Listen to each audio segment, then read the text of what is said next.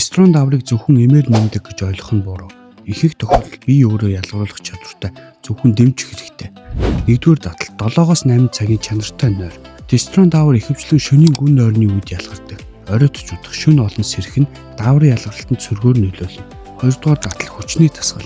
Тестостероныг хамгийн сайн дэмждэг тасгал бол хөл өвзөг, нуруу зэрэг том булчингуудыг ажилуулах явдал юм. Эдгээр булчингуудыг идэвхтэй ажилуулахад бие махбодод даврын ялгарлалтыг илүү хүчтэй өдөөдөг. Зарим судалгаанд үдээс хойш эсвэл оройн цагаар хийсэн хүчний бэлтгэл тестостероны түвшинд илүү эерэг нөлөө үзүүлдэг гэж тэмдэглэсэн байдаг. 3-дугаар дадал илүүдэл жингээ багасгах. Өөхөн эд их байх тусам тестостерон эмэгтэй давар болох эстроген руу хорино. Жингээ хянах нь даврын тэнцвэрийг хамгаална. 4-дугаар дадал стрессээ удирдах. Удаан хугацааны стресс кортизолыг нэмэгдүүл тестостероны ялгарлалтыг дарангуйлдаг.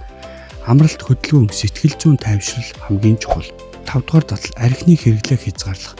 Архин төмсөг болон элэгт сөргөөр нөлөөлж даврын зохицуулалтыг алдагдуулдаг. Эдгээр дадлыг 2-3 сар тогтмол баримтлал эрчүүдэд тестостерон мэдэгдэхүйц сайжирдаг.